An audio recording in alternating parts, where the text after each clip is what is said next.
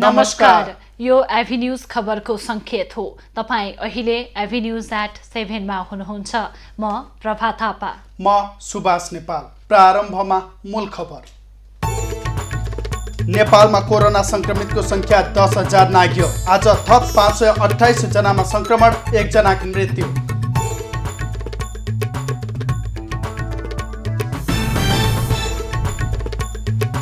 नागरिकता विधेयक प्रतिनिधि सभामा पेश। विधेयक नसच्याए सडक र सदन ठप्प पार्ने जनता समाजवादीको चेतावनी। हिमाल पहाड मधेसको त्यो चाहिँ एकता हुन सक्दैन।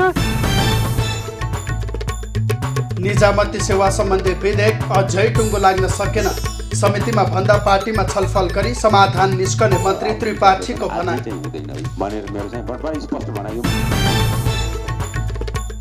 चालु वर्षका योजनाको रकम सिद्ध्याउनकै लागि देशभर असारे विकास निर्माण तीव्र। रकम विनियोजन समिति गठनमा समेत राजनीति र लेनदेन। सुदूरपश्चिम प्रदेशले ल्याएको एकीकृत कृषि कार्यक्रम कागजमै शिविर। 1 वर्ष बितिसक्दा पनि किसानले पाएनन् कुनै सुविधा। छ मात्रै दिएको छैन। विश्वभर कोरोना भाइरसबाट संक्रमित हुनेको संख्या 92,20,000 नाग्यो। 4,75,000 भन्दा बढीको मृत्यु। र लामो समयदेखि ठप्प नेपाली खेलकुद सुचारू हुँदै परीक्षण बिना राष्ट्रिय ब्याडमिन्टन खेलाडीको प्रशिक्षण सुरु।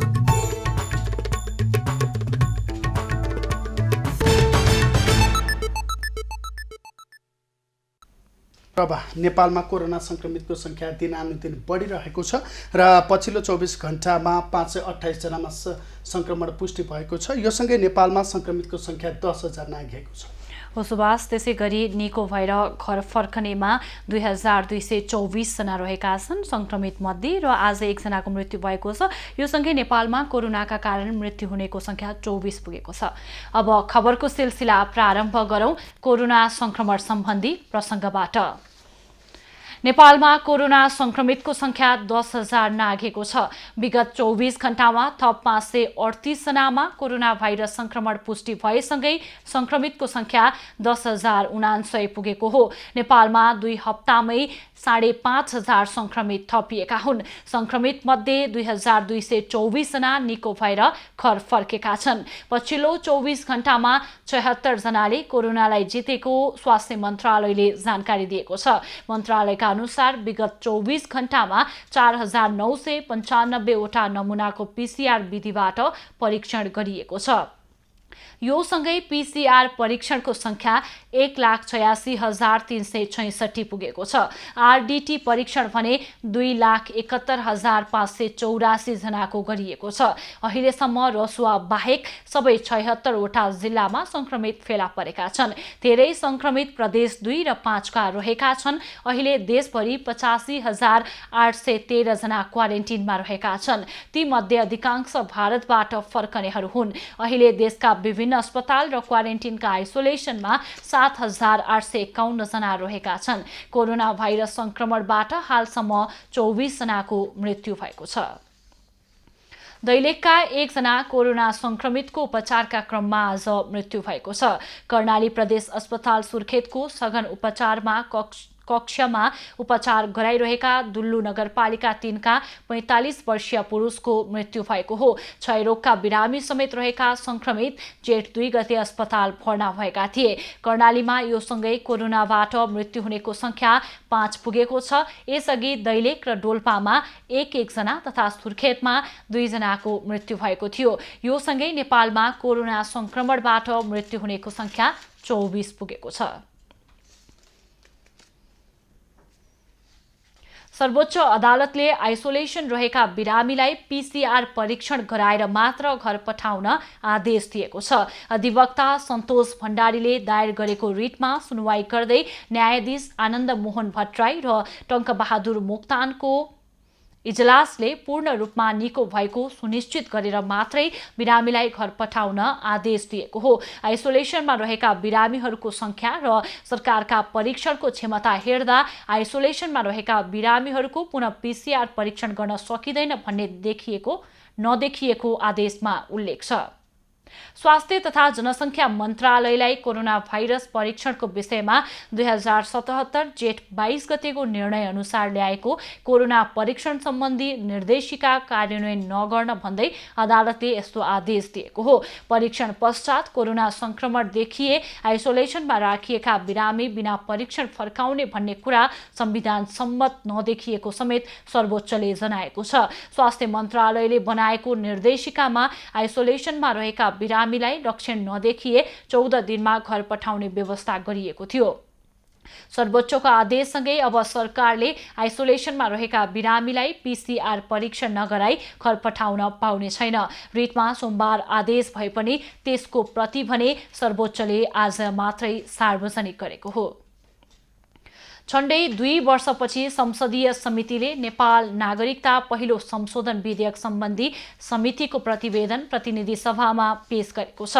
प्रतिनिधि सभाको आजको बैठकमा राज्य व्यवस्था तथा सुशासन समितिका सभापति शशि श्रेष्ठले नेपाल नागरिकता पहिलो संशोधन विधेयक सम्बन्धी समितिको प्रतिवेदन पेश गरेकी हुन्। प्रतिवेदन पेश गर्दै श्रेष्ठले विधेयकमा रहेका अधिकांश विषयमा सर्वसम्मति जुटेको र अन्तिम समयसम्मको अधिकतम प्रयासबाट पनि सहमति जुट्न नसकेका विषयलाई बहुमतका आधारमा पारित गरिएको जानकारी दिए। छलफलकै क्रममा नै अधिकांश विषयहरूमा सर्वसम्मति भएको थियो।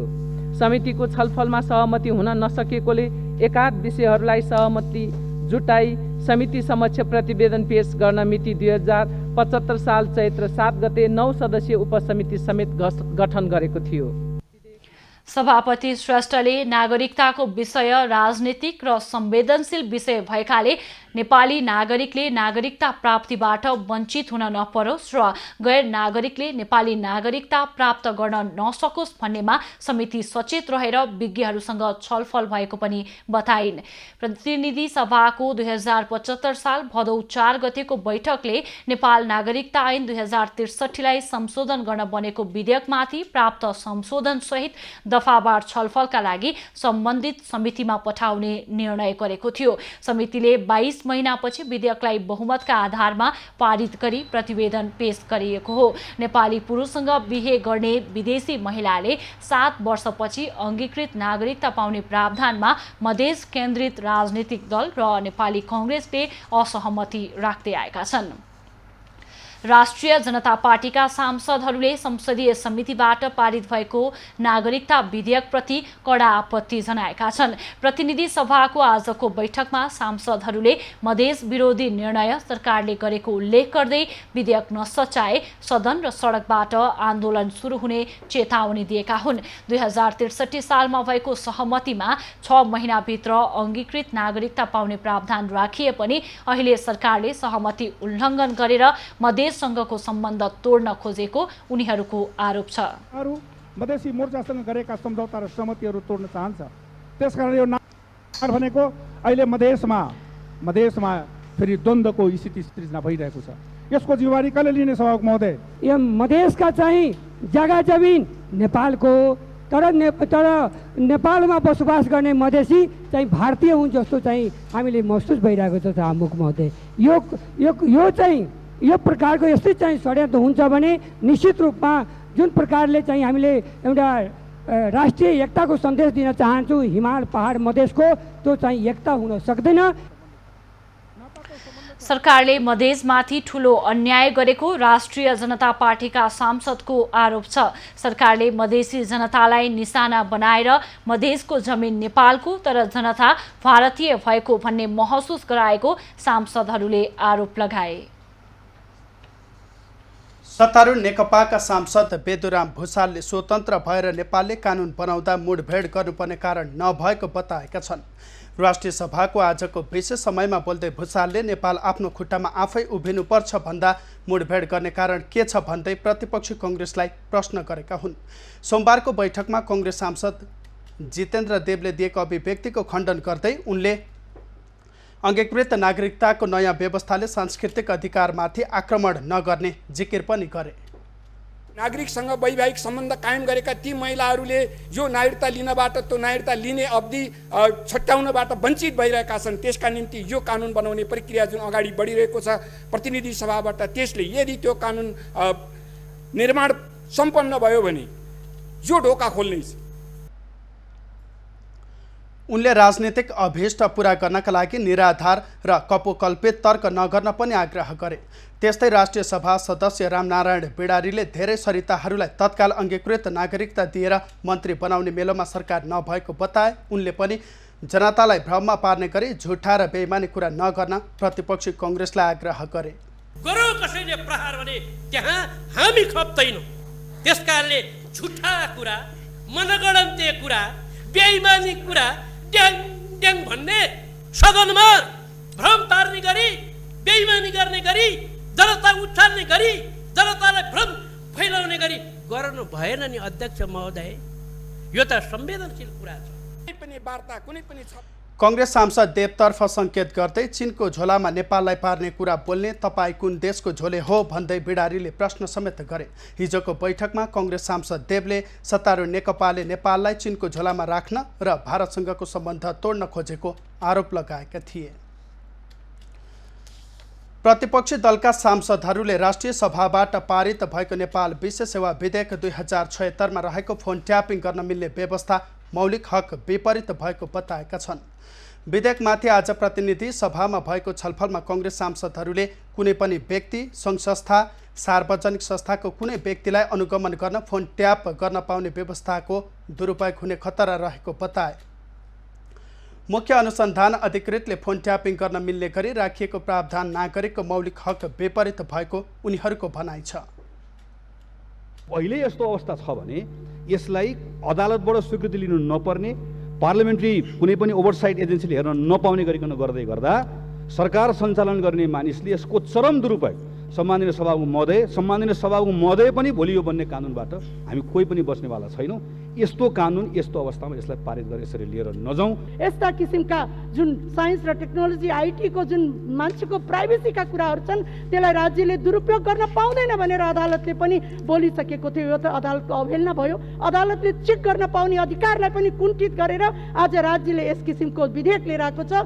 यसले मलाई लाग्छ संविधान नागरिक अधिकारमाथि ठुलो कुण्ठित गरेको हुनाले यस्तो विधेयकलाई तत्कालै फिर्ता लाग्नु पर्दछ। संविधानले नागरिकलाई दिएका अधिकारहरूको सुरक्षा गर्नुपर्नेमा धेरै दफाहरू नियन्त्रण गर्ने उद्देश्यले विधेयक बनेको काङ्ग्रेसको आरोप छ। सत्तारूढ दलका सांसदहरूले भने राष्ट्रको विखण्डनकारी गतिविधि रोक्ने र वैदेशिक हस्तक्षेपलाई कमजोर पार्ने उद्देश्यले विधेयक आएको दाबी गरेका छन्। राष्ट्रको विखण्डनकारी गतिविधिहरू रोक्न र हाम्रो राष्ट्रियताको अहित हुने गरी वैदेशिक अरू हस्तक्षेपहरूलाई कमजोर पार्ने र अरूका सूचना लिएर प्रतिकार्य र हाम्रो इन्टेलिजेन्सियालाई अझ बलियो बनाउने यसले सदुद्देश्य बोकेको छ।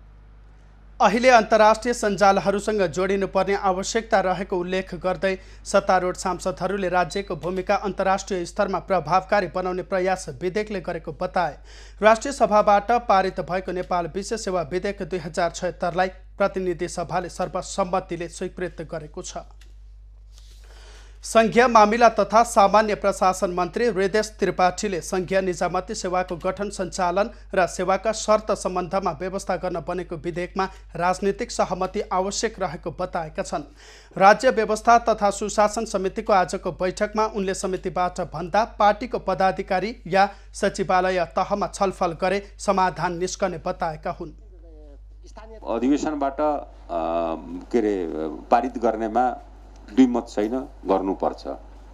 तर आजै जुन भनिराख्नु भएको छ त्यो मैले घडीको हिसाबले पनि त्यसले र संसद हाउसको हिसाबले पनि आजै चाहिँ हुँदैन है भनेर मेरो चाहिँ बडा स्पष्ट भनाइ। यो मन्त्री भन्दा पनि म सांसद पनि हो नि, निर्वाचितै सांसद म पनि हो, त्यसले गर्दा पनि हुँदैन। समितिले आजकै बैठकबाट विधेयकको छलफल सक्ने तयारी गरे पनि मन्त्री त्रिपाठीले तत्काल निर्णय गरेर अगाडि बढ्न नसकिने भन्दै रोकेका छन्। समितिका अन्य सांसदहरूले पनि केही दिन समय माग गरेपछि सभापति शशि श्रेष्ठले समितिलाई निर्णयको बन्दी बनाउन खोजिएको गुनासो गरिन्। यसलाई छिटो लैजाउँ, ढिलो गर्नु हुँदैन है। तपाईँले त्यो खालको समय माग्नुहुन्छ भने त्यो दिएको समयमा कहाँ के कुरा गर्नुपर्छ भूमिका खेल्नुहोस्। के मन्त्रीज्यूले समय माग्नुहुन्छ भनेदेखि आफ्नो के को लागि समय माग्नु भएको त्यहाँ भूमिका खेल्नुहोस्। अरू सदस्यले माग्नुहुन्छ भने के को लागि माग्नु भएको त्यो चिजहरू गर्नुहोस् र छिटो निकास दिउँ। बैठकमा सांसदहरूले मूल ऐन नबन्दा प्रदेश र स्थानीय तहले कर्मचारी व्यवस्थापनका सम्बन्धमा काम गर्न नसकेको गुनासो गरेका थिए। गर्यो भने स्थानीय तहले प्रदेशले काम गरिरहेको छैन, गर्न सकेको छैन भन्ने जो छ नि, यसकै कारणले सकेको छैन। उसको यो मूल ऐन नबन्दाखेरि प्रदेश र स्थानीय तहमा ठुलो समस्या पैदा भएको छ। समितिमा 1.5 वर्षदेखि सो विधेयक अड्किँदै आएको छ। स्थानीय तहका प्रमुख प्रशासकीय अधिकृतको पद र प्रदेशका प्रमुख सचिवको पद केन्द्रको हुने कि प्रदेश तथा स्थानीय तहकै हुने भन्नेमा समितिमा सहमति जुट्न नसकेको हो। आफ्नो गाउँ आफै बनाऊ भन्ने नारासहित सुदूरपश्चिम प्रदेश सरकारले ल्याएको मुख्यमन्त्री एकीकृत कृषि तथा पशुपन्छी कार्यक्रमको अनुदान अझै पनि किसानहरूसम्म पुग्न सकेको छैन। कार्यक्रम लागू भएको 1 वर्ष पुरा हुने लाग्दा समेत किसानहरूलाई कार्यक्रमले कुनै लाभ दिन सकेको छैन। सुदूरपश्चिम प्रदेशको भूमि व्यवस्था कृषि तथा सहकारी मन्त्रालय अन्तर्गत प्रदेशमा 88 वटै स्थानीय तहहरूमा एकीकृत कृषि तथा पशुपन्छी कार्यक्रम सञ्चालन भएको छ। तर किसानहरू भने यो कार्यक्रमको नाम मात्र थाहा भएको गुनासो गर्छन्। कार्यक्रम अन्तर्गत कुनै सुविधा नपाएको किसानको भनाइ छ। सुनेछौँ कृषि आधुनिकीकरण भनेको हामीलाई औजार सौजार केही पनि छैन, यति घाममा रोप्नु परेको छ। प्रदेश सरकारले ल्याएको कृषि आधुनिकीकरण कार्यक्रम घोषणा गरे पनि सुदूरपश्चिमका किसानहरू अझै पनि गोरु गाडाकै भरमा रोपाई गर्न बाध्य छन्। सरकारी अनुदान पाउनु त कता हो कता समयमा रासायनिक मल समेत किन्न नपाएको किसानको गुनासो छ। अनुदान त अब छ मात्रै, दिएको छैन, हामी त पाइराखेको छैन।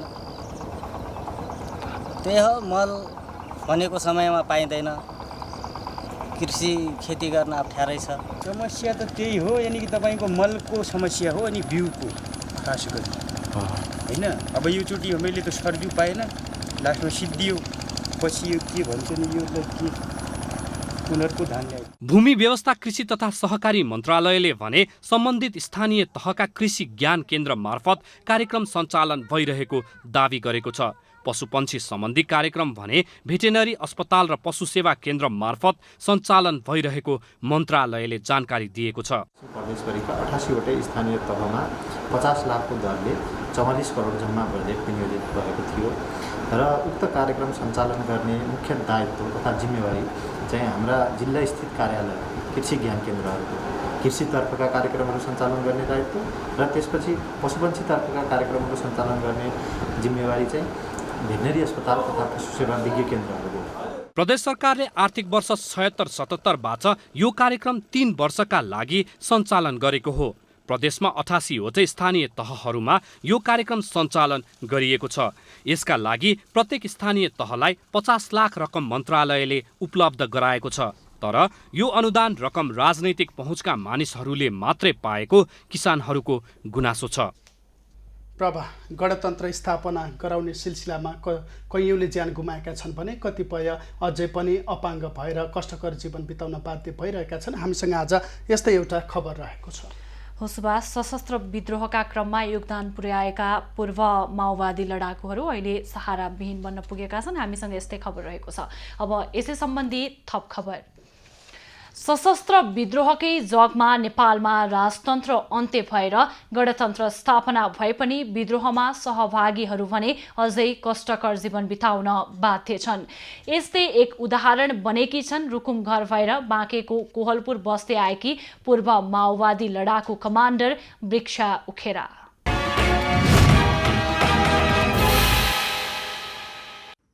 बाँकेको कोहलपुर 11 स्थित सुकुम्बासी बस्तीमा मासिक 1000 भाडा तिरेर बस्ती आएकी रुकुम सिस्ने गाउँपालिका 8 की 32 वर्षीय तत्कालीन जनमुक्ति सेनाकी कमान्डर वृक्षा उखेरा अहिले सहारा विहीन बनेकी छिन्। मुक्तिका लागि भन्दै सशस्त्र विद्रोहमा लाग्न पढाइ समेत छोडेकी उनलाई अहिले गुजारा चलाउन समस्या छ। सशस्त्र विद्रोहले शासन प्रणालीमा केही परिवर्तन ल्याए पनि आफूहरूको जीवन सोचे जस्तो नभएको उनको दुखेसो छ। युद्धमा घाइते उखेराको न खाने बास छ न त बस्ने बास नै छन् त केवल दमरोगी वृद्ध आमा र एक अपाङ्ग छोरा र अन्य 2 छोराछोरी। घाइतेकै कारणले गर्दाखेरि एउटा अपाङ्ग बच्चा पनि छ र अहिले मलाई अब खानालाई पनि घाँस छैन र बस्नलाई बास पनि छैन र नियमित अब आमालाई पनि दमको बिरामी हुनुहुन्छ, हेरचाह मलाई गर्न आउनुभएको आमाको पनि स्थिति अब दयनीय छ। बिरामी आमा बालबालिकाको हेरचाह र घर खर्च चलाउनका लागि उखेरका श्रीमान भारतमा मजदुरी गर्न गएका थिए। तर श्रीमान 6 वर्ष पहिला केदारनाथमा आएको बाढीमा उनी बेपत्ता भएपछि परिवारको बिचल्ली भएको छ। केदारनाथ बैद्यनाथ डुबान पर्यो, त्यही डुबानमा अब मरे जिउँदो अहिलेसम्म खबर आएको छैन।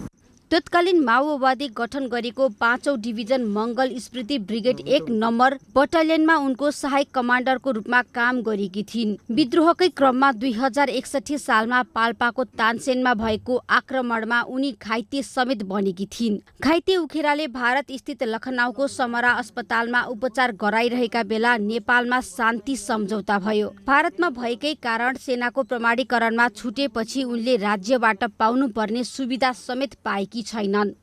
हाम्रो पार्टीको विशेष सैन्य अभियान, विशेष अभियान गण्डको अभियानमा ढाडमा टेकेर टाउकोमा हान्ने अभियानमा तानसेन पाल्पा 61 सालमा मलाई ढाडमा अब मेरुदण्डमा गोली लागेर म अपाङ्ग भएछु। अहिले घाइते उखेराको सहारामा दम रोगबाट ग्रस्त वृद्ध आमा सुदर्शन उखेरा बनेकी छिन्। आमा उखेराका अनुसार उनको एक छोरा जनयुद्धमा बेपत्ता भयो। अर्की छोरी विद्रोहमै घाइते भएर कष्टपूर्ण जीवन बिताउन बाध्य हुँदा पनि राज्यले कुनै सहयोग नगरेको उनको दुखेसो छ। मेरो छोरी घाइते भएको, मेरो पनि ज्वरो नभएको हुनाले घाइते छोरीसित म पनि दिन काट्छु। नाति पनि अबङ्ग छ हजुर, अनि छोरी पनि अबङ्गै, मलाई पनि धेरै दबाईको पैसा लाग्छन्। तत्कालीन माओवादी लडाकु कमान्डर अहिलेका उपराष्ट्रपति नन्दकिशोर पुनसँग प्रमाणीकरणमा छुटेको गुनासो गरे पनि अहिलेसम्म राज्यले व्यवस्था गरेको उखेरा परिवारले जनाएको छ। तत्कालीन माओवादी अध्यक्ष पुष्पकमल दाहालले पनि सहयोग गर्ने आश्वासन मात्रै दिएपछि उनीहरू चिन्तामा छन्। उखेरा परिवारले आफू जस्तै पूर्व लडाकुका लागि विशेष योजना ल्याउन सरकारसँग आग्रह गरेको छ। एबी न्यूज खबरका लागि कोहलपुरबाट रामबहादुर रावलको रिपोर्ट।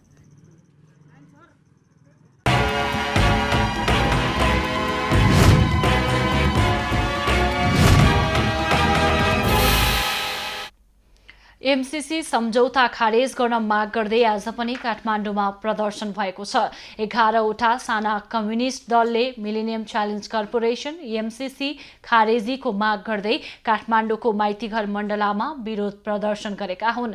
उनीहरूले एमसीसी देशका लागि राष्ट्रघाती हुने र नेपाललाई विदेशी शक्तिको रणभूमि बनाउने भन्दै प्रदर्शन गरेका हुन्। सम्ममा यो संसदबाट यो पारित गर्नुपर्छ, अमेरिकाले त्यही डेडलाइन दिएको छ। त्यसकारण सरकारले चाहिँ त्यही 16 गते भित्रै पास गर्नको निम्ति चाहिँ योजना बनाइरहेको छ।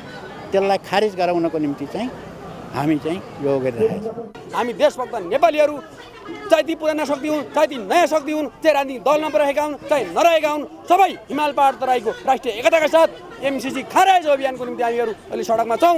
यो जसरी पनि हामी खारेज गर्न छाड्छौँ। नेपाललाई फाइदा हुनु पर्यो र नेपाल सबभन्दा माथि हुनु पर्यो र इक्वल सन्धि हुनु पर्यो, इक्वल सम्झौता हुनु पर्यो। सत्तारूढ नेकपा र प्रमुख प्रतिपक्षी कांग्रेसको पूर्ण समर्थनको सुनिश्चितताका आधारमा सरकारले यसलाई पारित गराउन लागेको भन्दै संघर्षको कार्यक्रम गरिएको 11 साना दलले जनाएका छन्। प्रदर्शनीमा एमसीसी सम्झौता खारेज गर्न माग गर्दै खारेज गर्नुपर्ने कारणहरू उल्लेख गरिएको नाराहरू लेखिएको प्लेकार्ड पनि प्रदर्शन गरिएको थियो। प्रदर्शनमा सहभागीले एमसीसी सम्झौता राष्ट्रघाती सम्झौता भएकाले नेपाल र नेपालीको स्वाधीनता र स्वाभिमान गर्ने कुनै कार्य नगर्न सरकारलाई चेतावनी दिएका छन्।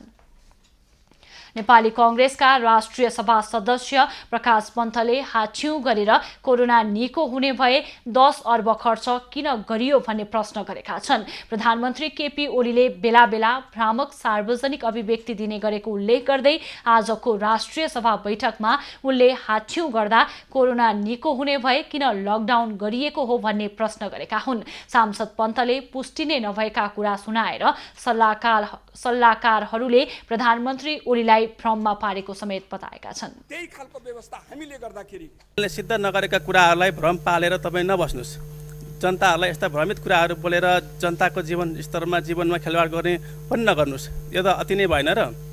मैले मात्र भनेको होइन, मिडियामा हेर्नुहोस्, जनजनले प्रश्न गरेका छन्। आछ्यौं साछ्यौं गरेर कोरोना उड्ने भए लकडाउन किन गरिएको हो? आछ्यौँ साछ्यौँ गरेर उड्ने कोरोनाको नाममा 10 अरब किन खर्च गरिएको हो? ज्ञापन पत्र मार्फत नेपाली काङ्ग्रेसले कोरोना विरुद्धको सङ्घर्षमा समस्त नेपाली जनता सांसद पन्तले स्थानीय तहका जनप्रतिनिधिहरूले अहिले पनि सङ्घ प्रदेश सरकारबाट कुनै सहयोग नपाएको गुनासो गरिरहेको पनि बताए। लामो समयदेखि आरडीटी परीक्षण बन्द गर्न सरकारलाई आग्रह गर्दा पनि नमानेको भन्दै उनले आरडीटी परीक्षण तत्काल रोकेर पीसीआरको दायरा बढाउनु पर्ने उल्लेख गरे। पन्तले अत्यावश्यक स्वास्थ्य सामग्रीको तत्काल आपूर्ति गरी स्थानीय तहमा बनेका क्वारेन्टिनहरूलाई मापदण्ड अनुसार व्यवस्थापन गर्न सरकारसँग माग पनि गरे। सरकारले संविधानमा भएका कतिपय राजनीतिक सहमति विपरीत विधेयकहरू ल्याउने गरेको भन्दै उनले राजनीतिक सहमतिहरू नतोड्न पनि आग्रह गरे।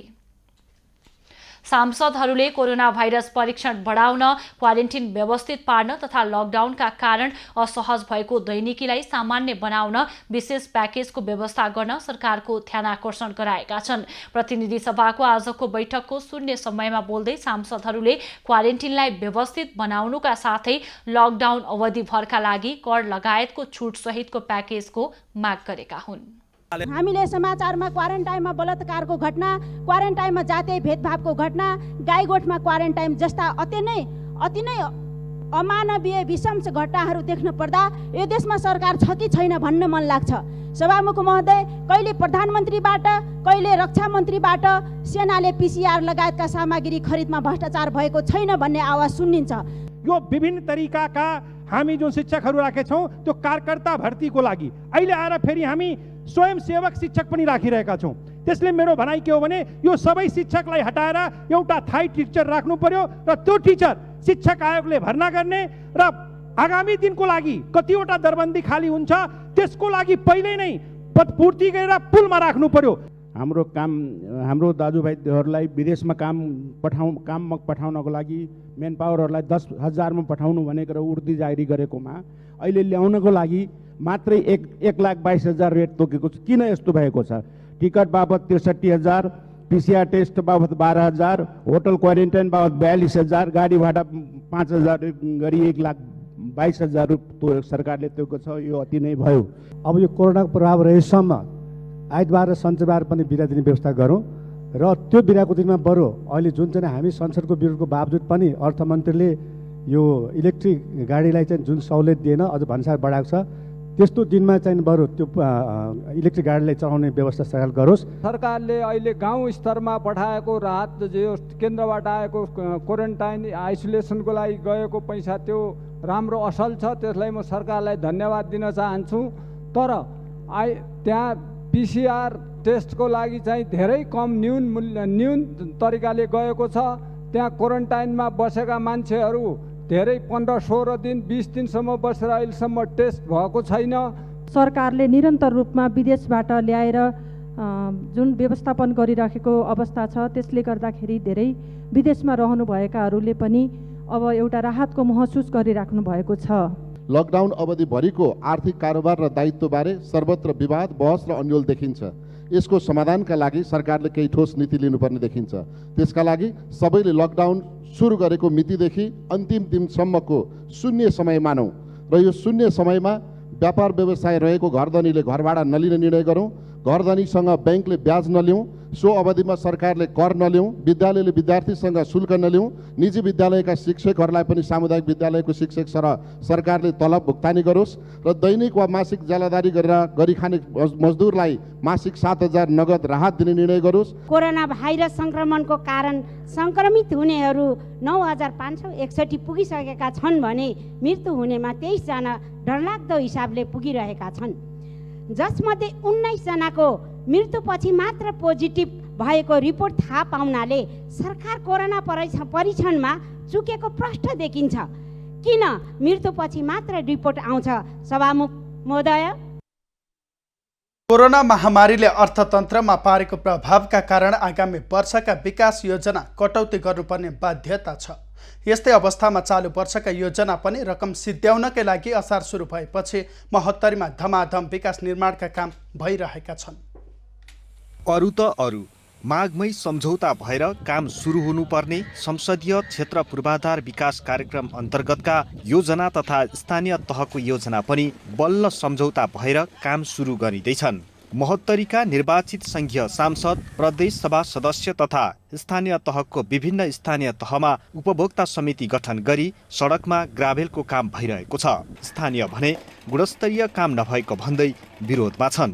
हैन, गलत छ भने त त्यो गलतकै हिसाबले मूल्याङ्कन हुन्छ र त्यसको कारबाही हुन्छ। के भने गलत काम गर्नलाई त मैले कसैलाई पनि भनेको छैन र भन्दा पनि भन्दिनँ। म प्रदेश सरकारको जुन हाम्रो प्राविधिक छ पूर्वाधार कार्यालय, मैले उहाँलाई पनि भनिदिएको छु कि काममा कुनै पनि सम्झौता मलाई चाहिएको छ।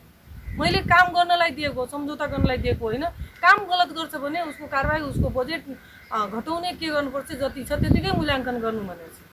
पूर्वाधार विकास अन्तर्गत सबैजसो सांसदको निर्वाचन क्षेत्रमा विगतमा झैं आर्थिक वर्ष सकिन केही दिन मात्रै बाँकी रहँदा काम सुरु भएको छ। रकम विनियोजन, उपभोक्ता समिति गठनमा हुने राजनीति र लेनदेन त छँदैछ, काम वर्षको अन्तिममा सकाउने परम्परा यसपालि पनि टुटेको छैन। प्रदेश पूर्वाधार विकास कार्यक्रम सञ्चालन कार्यविधि नियमावलीमा प्रदेश सभा सदस्यले मङ्सिरमा योजना छनौट गरी माघ महिनासम्म सम्झौता गर्ने प्रावधान छ। तर धेरैजसो योजना बल्ल सम्झौता भए। अहिले जताततै भ्रष्टाचारी जनप्रतिनिधिहरूले भ्रष्टाचार नै गरिरहेको छन्।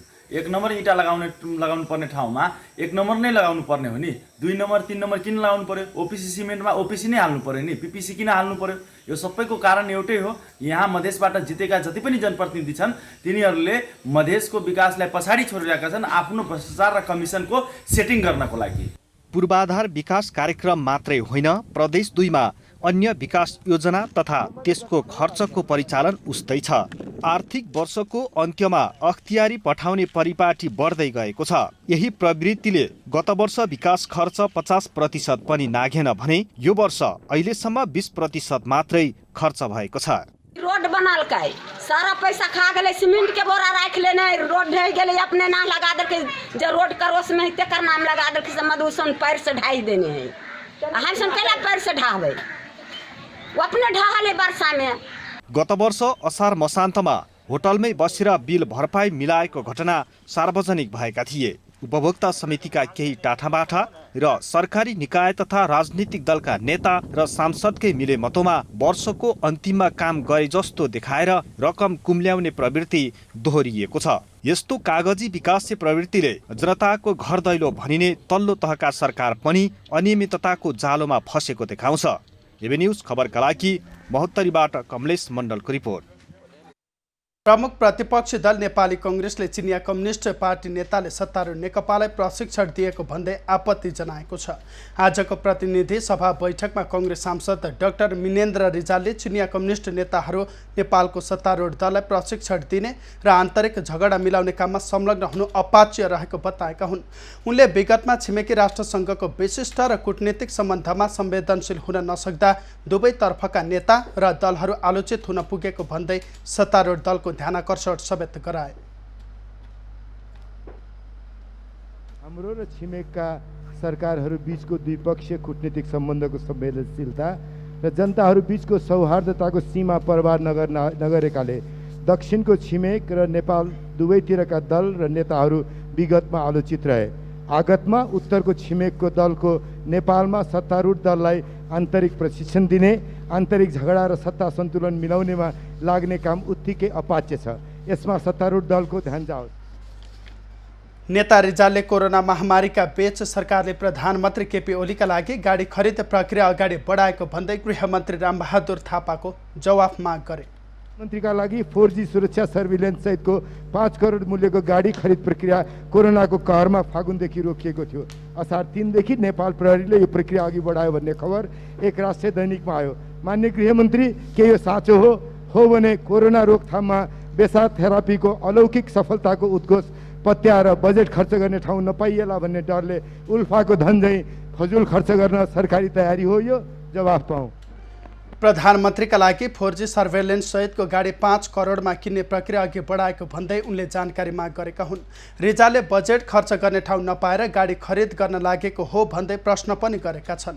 कोरोना कहरका बीच फजुल खर्च गर्ने उद्देश्यले प्रहरीले असार 3 गते गाडी खरिद प्रक्रिया अघि बढाएको कांग्रेसको आरोप छ।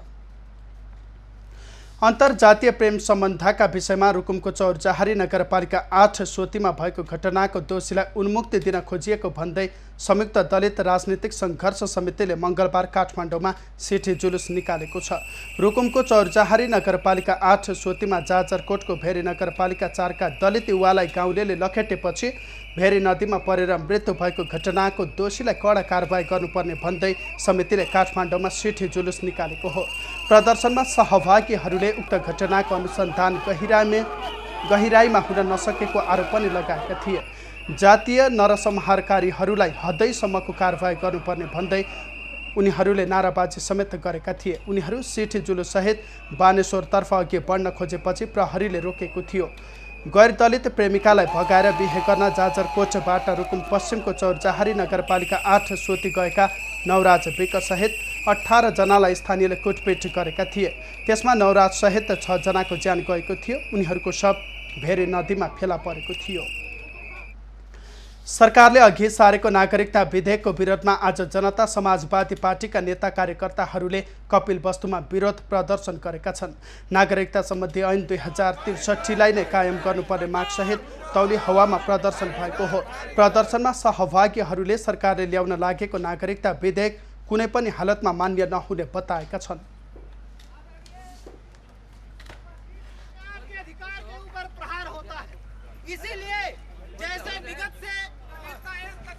नेपाल भारत बीच सदियौंदेखि आपसी पारस्परिक भाइचाराको सम्बन्धलाई आउँदै गरेको नागरिकता विधेयकले खलल पार्ने नेताहरूले बताएका छन्। अब पालो एभिन्यूज एट स्पोर्ट्सको।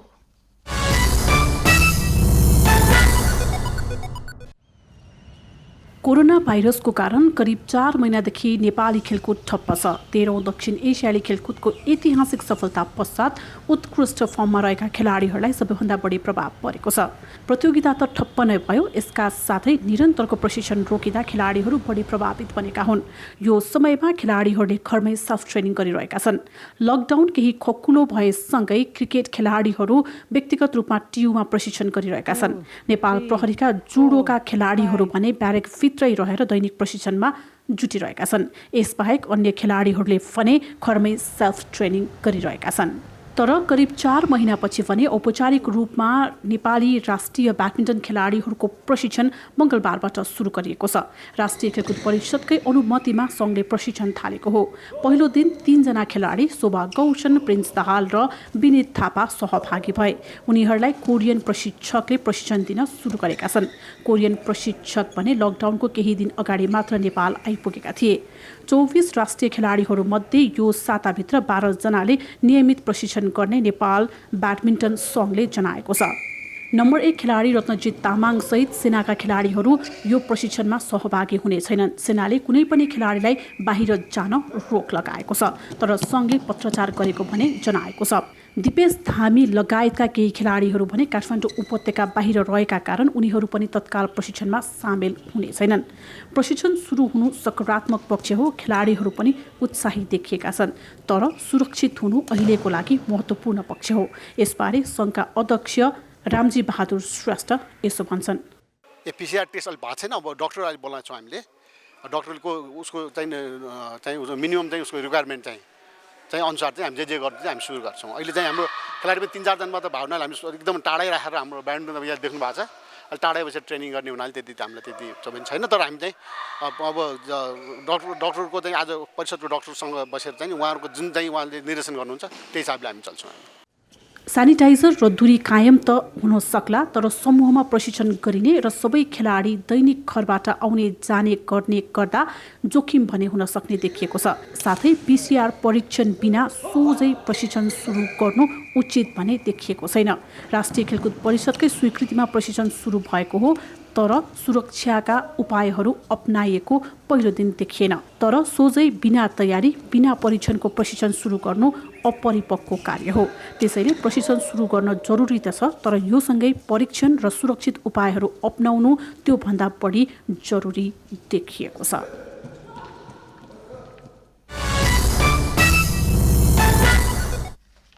अब पालो नयाँ पुस्ताको।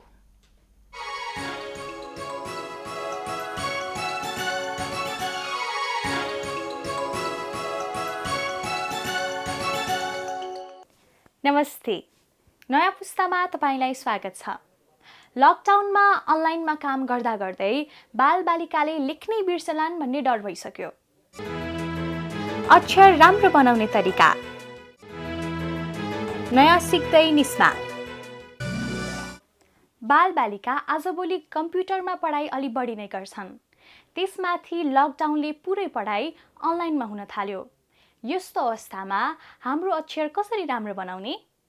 नमस्कार, मेरो नाम प्रार्थना राहुल हो। म बनेपा नगरपालिका स्थित श्री नाइटिङ्गेल एकाडेमी विद्यालयमा अध्ययनरत छु। जब म क्लास 7 मा अध्ययनरत थिएँ तब म विश्वकै सुन्दर अक्षर लेख्ने प्रकृति मल्ल दिदीबाट धेरै नै प्रेरित भएँ। फर्स्ट थिङ भनेको कुनै पनि ह्यान्ड राइटिङ, कुनै पनि लेटर्सहरू लेख्दाखेरि फर्स्टमा आफू कम्फर्टेबल हुनुपर्छ। अब आफू कसरी पेन अथवा पेन्सिल होल्ड गर्दाखेरि कम्फर्टेबल भइन्छ त्यसरी पेन होल्ड गर्ने हो। पेनको कुरा गर्दाखेरि चाहिँ the best one is ink pen है, अनि आफ्टर द्याट जेल पेन। तर विशेष गरेर चाहिँ हामीले इङ्क पेनले लेख्यौँ भने अझ हाम्रो ह्यान्ड राइटिङ चाहिँ राम्रो हुन्छ। डट पेन चाहिँ खासमा युज नगर्दा नै धेरै राम्रो हुनेछ।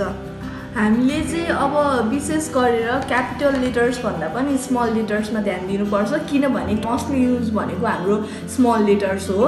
मेन कुरा भनेको चाहिँ हामीले कहिले पनि यस्तो ए लेख्दा होस् डी लेख्दा होस् जुनै पनि वर्ड लेख्दाखेरि यस्तो किक दिन चाहिँ बिर्सिनु हुँदैन। किक दिएन भने चाहिँ लाइक त्यो अक्षर त्यो लेटर इफेक्टिभ बन्दैन। सो फर्स्ट थिङ भनेको चाहिँ हामीलाई सी लेख्न चाहिँ एकदम पर्फेक्ट हुनुपर्छ। सी यस्तो गरेर यस्तो माथि पनि हल्का कर्भ अनि तल पनि हल्का कर्भ हुनुपर्छ। सीबाट नै मैले भने कि धेरै वर्ड्सहरू बन्छ। सीबाट यस्तो गरेर ए बन्छ, ओ बन्यो, त्यसै डी पनि यसैबाट बन्छ र जी। यसै गरेर चाहिँ सी यदि हामीले सी पर्फेक्ट लेख्यौँ भने अरू वर्ड्सहरू पनि त्यसै बन्दै जान्छ के। लकडाउन सुरु हुँदा काठमाडौँ सिनामङ्गलकी निस्मा तामाङलाई खुब रमाइलो भयो। अब भने दिक्क लाग्न थालेको छ। तर निस्माले नसिकेको कुरा चाहिँ कुनै छैन। नमस्ते, मेरो नाम निस्मा तामाङ हो। म 3 कक्षामा पढ्छु। कोरोना भाइरसको कारण चाहिँ भाइरस छ अनि त्यही भएर बाहिर जान पाएको छैन।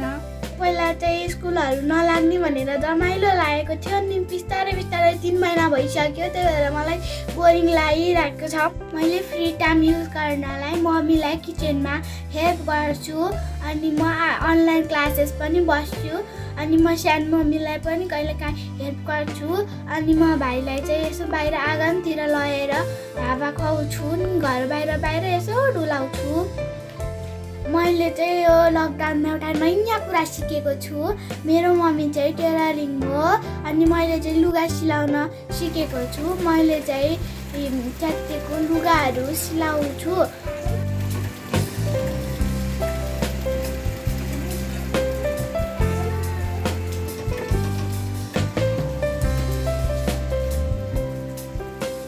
मलाई चाहिँ पहिला केही खाना बनाउन आउँदैन थियो, अनि स्कुल जाँदाखेरि अहिले चाहिँ लकडाउन भएर मैले मम्मीको सिकेँ मैले खाजा बनाउन सिकेको छु, र मैले दिउँसोतिर मम्मीलाई खाजा बनाएर नि खुवाउँछु। लकडाउन खुल्ने बित्तिकै म चाहिँ पहिला स्कुल गएर मेरो साथीहरूलाई भेट्न चाहन्छु र मेरो फेभरेट टिचरलाई पनि भेट्न चाहन्छु। यो लकडाउनको समयमा चाहिँ मैले आर्ट एन्ड क्राफ्ट गर्नलाई चाहिँ मिस गरिरहेको छु। यो कोरोना भाइरस चाहिँ एकदम डरलाग्दो भाइरस जस्तो छ, त्यही भएर बाहिर जाने बेलामा मास्क लाउनुपर्छ, अनि भित्र आउने बेलामा हात धोएर अनि सेनिटाइजर लगाएर मात्रै बस्नुपर्छ। मान्छेहरूबाट टाढा टाढा बस्नुपर्छ। By by. अब अलिकति कुरा गरौँ मिडिया लिट्रेसीको। थाहा छ साथीहरू, नेफेड र सही थिएटरले यति बेला निबन्ध प्रतियोगिताको आयोजना गरेको छ नि। कक्षा 9 देखि 11 सम्मका साथीहरूले यस प्रतियोगितामा भाग लिन पाउनेछन्। निबन्धको विषयवस्तु चाहिँ नेपालमा मिडिया लिट्रेसी हो है साथीहरू। ल, आफूले लेखेको निबन्ध ढिला नगरिकन असार 20 गतेसम्म शैली.theater1@gmail.com मा पठाइसक्नुपर्छ। साथीहरू, हामीले त निबन्ध लेखेर पठाइसक्यौँ, तपाईहरूले नि? नेपाल वातावरण पत्रकार समूहको नयाँ पुस्ता कार्यक्रम तथा शैली थिएटरको संयुक्त आयोजनामा मिडिया लिट्रेसी सम्बन्धी नयाँ पुस्ता शैली राष्ट्रिय निबन्ध प्रतियोगिता हुँदैछ। पहिलो पुरस्कार 15,000, दोस्रो पुरस्कार 10,000, तेस्रो पुरस्कार 5,000। यो प्रतियोगितामा कक्षा 9 देखि 11 का विद्यार्थीले भाग लिन सक्नेछन्। निबन्ध 2077 असार 5 देखि असार 20 सम्म shaili.theater1@gmail.com मा इमेलमा पठाउन सकिन्छ। प्रतियोगिताको विस्तृत विवरण www.hakahakionline.com मा हेर्न सकिन्छ। निबन्ध चाँडै पठाउनुहोस् ल। सुरक्षित अनि स्वस्थ रहनुहोस्। आफूलाई रचनात्मक बनाउनुहोस्। आजलाई यति नै। By by.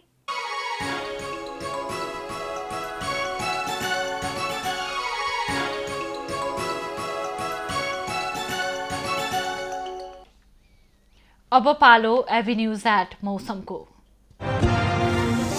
एभिन्यूज एट मौसमको साथमा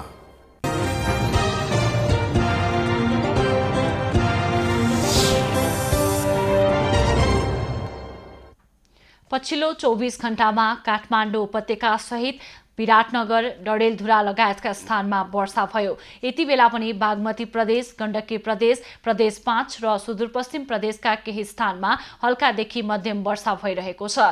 यो क्रम राति पनि जारी रहने जल तथा मौसम पूर्वानुमान महाशाखाले जनाएको छ। काठमाडौँ उपत्यकाको आजको अधिकतम तापक्रम 28 डिग्री सेल्सियस र न्यूनतम तापक्रम 21 डिग्री सेल्सियस मापन गरियो। आज देशभरको मौसम कस्तो रहे त? हेरौँ देशका विभिन्न स्थानको मौसमी अवस्था।